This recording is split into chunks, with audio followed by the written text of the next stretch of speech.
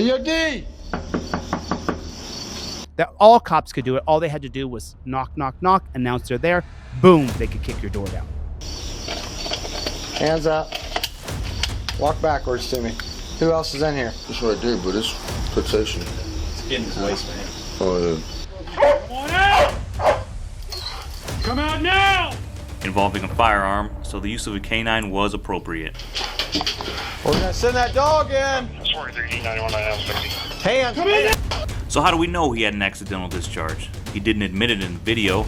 Well, we've got to look at the evidence. He's actually in the process of dying.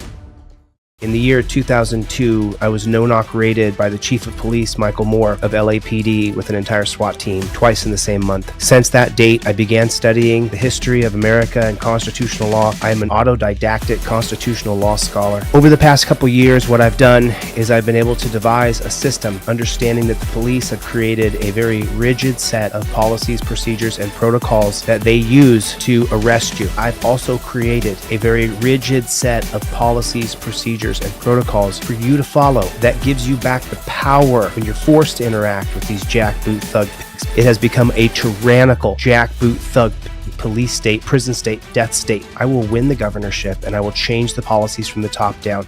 Everybody hit the like button if you would, pretty please, with sugar and cherries on top. Can you do that for me? It'll just take you 2 seconds, but boy, it would make the biggest difference in the world. And then do me a favor, type into the comment section, if you would, pretty please. There's just 4 letters that we always say. OTVO. Overturn Terry versus Ohio. Drop it in there. Drop it like it's hot. Drop it like it's hot. This is from the Force Review again.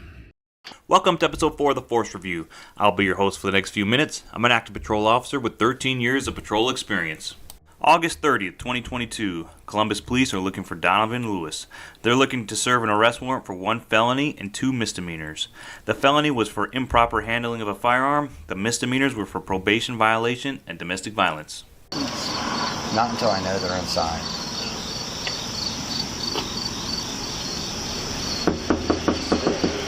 Yo, D!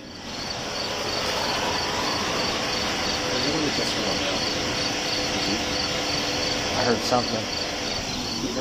Hey, yo, D!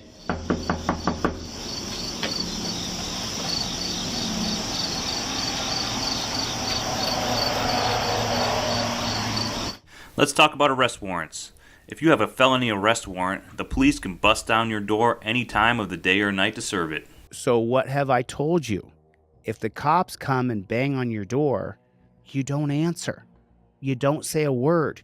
You sit down and you shut up. I made a video about this. It's got 6 million views. Listen to what the pig on duty. This is an active pig right here. But first, the police need 2 things before they bust down your door. They need reason to believe that you actually live there. They have to think that you're there. And they also need reason to believe that you're actually on the premise. And that you're on the premises. If the police beat on your door, come out, wherever you are. Shh, sit down, be quiet, wait. But first, they got to give knock-in notice. They knock on your door, announce the police are there, and give you a reasonable time to answer the door. Now, why is Kerr versus California the law? Why is it the policy of the Supreme Court? In 1961, in a case called Mapp versus Ohio, the Warren Court, Earl Warren, they held that the police could not just enter into your home without a warrant, based on Dolores Mapp versus Ohio, her home being raided based purely on speculation that she had pornography. And so when they raided Dolores Mapp's home, then in 1961, the Supreme Court, a broken clock is right twice a day, they created what's called fruit of the poisonous tree doctrine. And this is an extension of the 1914 case called Weeks versus United States, which creates the exclusionary rule. The exclusionary rules means that evidence is going to be excluded from your case if it was obtained illegally or unconstitutionally. That's called the exclusionary rule, Weeks versus United States, 1914. In 1961, to further the doctrine of the exclusionary rule, you got the fruit of the poisonous tree doctrine from Mapp versus Ohio that says if the police enter into your home without a warrant, that all the evidence they find is not admissible in court. It's excluded, the carryover from the exclusionary rule from Weeks. The police then decided to petition all up and down the streets in Washington, D.C., everywhere against Earl Warren to get Earl Warren impeached. Earl Warren, the same man who just passed Mapp versus Ohio. So in 1963, when the case of Kerr came before them, this is where they're trying to catch narcotics dealers, they called them narcotics dealers who were dealing Mary Jane, narcotics dealers. And they illegally went into the Kerr's house. They then expanded the rule that all cops could do it. All they had to do was knock, knock, knock, announce they're there. Boom, they could kick your door down. It's a felony warrant. Of course, then it's justified to kick your door down. About 30 seconds. Apartment H, come to the door. It's Columbus Police. Show me your hands, hands up, face away from me. Face away from me. Hands up.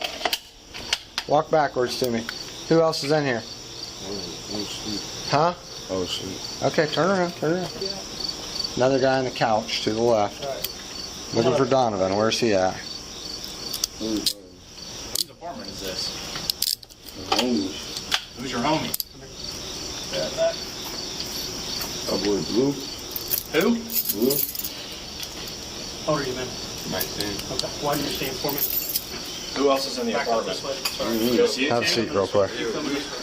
I got you, have a seat. Where's the knife? Huh?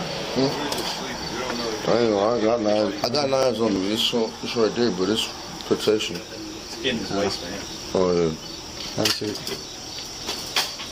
They're saying nobody else. Police Columbus. Department K-9 unit! If you're inside now, stand out the house in this dog! How do you not know? How'd you get in? Come on out! Come out now! If your warrant involves firearms, violence, or you have a history of firearms or violence, the police are probably going to use a canine to search for you.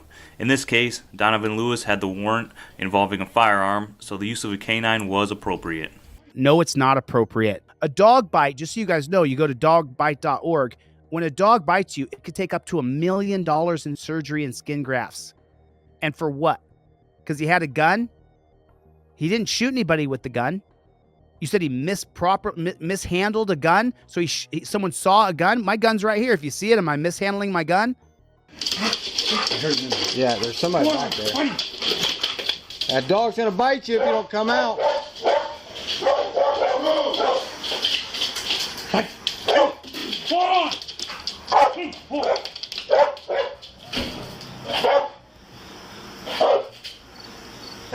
I'll move up. Okay, I'm with you, I'm with you. Let's talk about that canine handler. He's got to control that dog and watch for any alerts. That's going to take up all his attention. Thus, the canine handler should not have to worry about threats in the room. He should have a dedicated officer to protect him. Knocking him up. While the Columbus police are searching this apartment, the canine alerts on a bedroom door, indicating that somebody is inside. You want to watch that? Now I'm worried that the back door. No, no. There's two windows. AC unit, last one. We're gonna send that dog in. 43D 9190. Hands. Come in! They approach the door, and the canine officer, Officer Anderson, opens it. At this point, his cover officer has his gun trained inside the room.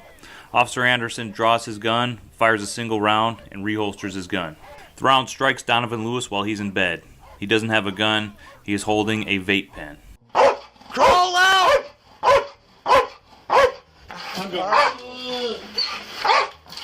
Crawl out here! Donovan can't crawl out because the bullet hit him in the top of the head. He's actually in the process of dying. They had to get him, though. It was a felony warrant. They had every right to just tap, tap, tap, knock on the door, announce they were there, and then kick it in. And if someone's in there, they put them in torture cuffs too. Hey, you're in the place that we have a felony warrant arrest, so whatever happens to you is justified because it's for officer safety. Terry versus Ohio. We get to tap on your door and knock it in. Kerr versus California, 1963. Get your hands up. All right, cover me. I'm gonna go in. I got you. Hold on. You can look like this. So why did Officer Anderson shoot? Did he mistake the vape pen for a gun? No. Officer Anderson has what is called an accidental or negligent discharge. So how do we know he had an accidental discharge? He didn't admit it in the video. Well, we've got to look at the evidence. There are 5 pieces of evidence that tell us that Officer Anderson had an accidental discharge. Number 1, Officer Anderson's attention is divided. He's opening the door, handling his dog, and handling his gun all at the same time. Number 2, Officer Anderson only has one hand on his gun. Number 3, Officer Anderson only fires one shot. Officers almost always fire multiple shots when somebody points a gun at them. In fact, they're usually trained to fire 2 shots before they reassess. Number 4, Officer Anderson says, "Oh, something," possibly a curse word, immediately after the shot. I've reviewed several accidental officer-involved shootings, and I consider this to be a hallmark of accidental shootings. The gun going off surprises them because they didn't mean to pull the trigger, and their exclamation is almost an involuntary response. Number 5, Officer Anderson holsters his gun immediately after firing. If somebody pointed a gun at you, you don't fire one shot and then holster your gun. You keep your gun trained on that person, in case you have to follow up with more shots. Something else that may have been a factor, but is inconclusive, is that Officer Anderson may have been trying to activate his gun light. Are you starting to understand the Supreme Court works against us? Are you starting to figure that out yet? Are you starting to figure out that the unelected Supreme Court that's in charge of our civil liberties, that is the dictator of what civil liberties stand for, that they're the problem? Are you starting to figure that out yet? How many cases have I listed here? Who decides those cases? An unelected body of injustices. Read the book Injustices by Ian Millhiser. You can get it on audiobook. Read the book The Broken Constitution by Noah Feldman. They're audiobooks. You can listen to them both. I've listened to them both several times. Injustices you have to listen to 2 or 3 times, because then you have to research the people that know that Ian Millhiser is talking about. We have created a jackboot thug pig system, and it's upheld by the Supreme Court that's supposed to uphold our constitutional rights, but they don't. But they absolutely don't. This is common in officer-involved accidental shootings. Officers try to activate their gun light and miss and hit the trigger instead. So now that we've established that this was an accidental shooting, there are 2 laws under the Ohio Revised Code that may have been broken: negligent homicide and reckless homicide. The code for negligent homicide states that no person shall negligently cause the death of another by means of a deadly weapon. The code for reckless homicide states that no person shall recklessly cause the death of another. So did this shooting fit one of those 2 categories, or was it purely an accident? The idea that we have an unelected Supreme Court that works against us constantly, that passes policies like Terry versus Ohio, Pennsylvania versus Mims, Kerr versus California, Brinegar versus United States, the Carroll Doctrine from 1925, Graham versus Connor 1989. These cases are what ruin a free America. The 2001 case of Atwater versus City of Lago Vista. And then after those 7 cases, we could take a look at Pearson versus Ray 1967, which creates qualified immunity for police. But first we have to look at the cases where they get to interact with us first without our consent. Kerr versus California, Brinegar versus United States, Terry versus Ohio, Carroll versus United States, Graham versus Connor. Those 5 cases must be looked at before we consider anything else. Graham versus Connor is the use of force policies. We have to take those on. 2001 Atwater versus City of Lago Vista makes anything arrestable, even the tiniest infraction of the law in front of a cop is arrestable, and that's not unreasonable on the reasonableness scale of your 4th Amendment. You know, in gun safety courses and at police academies, they tell you that you're responsible for every round that you send downrange. So what exactly does that mean, to be responsible for every round? Well, it pretty much doesn't mean anything. In order for you to be convicted under negligent homicide or reckless homicide, you would have to send that round downrange in a negligent or reckless manner. Well, that is it for episode 4 of the Force Review. This is what I'm doing with my life. I will run for governor, and I need your vote. I need your support. I will not take money from special interest groups. I will not take money from big companies. I will raise my crowdfunding campaign money from individual people. I will never give up this fight. I will never stop until we get to a place where there is an executive in charge, the governor of a state, who can change the policies of police from the top down. The 5th Amendment cop card is the only card you need in your wallet when you see a JBTP. Remember, cops are not your friend. If you're walking down the road and a cop interacts with you, the moment you see the cop, you get the yellow card in your hand. You have to have a pair of 5th Amendment cop cards in your wallet at all times. If you carry your credit cards in your phone, it's the exact same size as your Visa, as your driver's license. The number 1 defense that you have against these JBTPs is your camera and the 5th Amendment cop card. Thanks. My name is Chili DeCastro, and I am Delete Laws.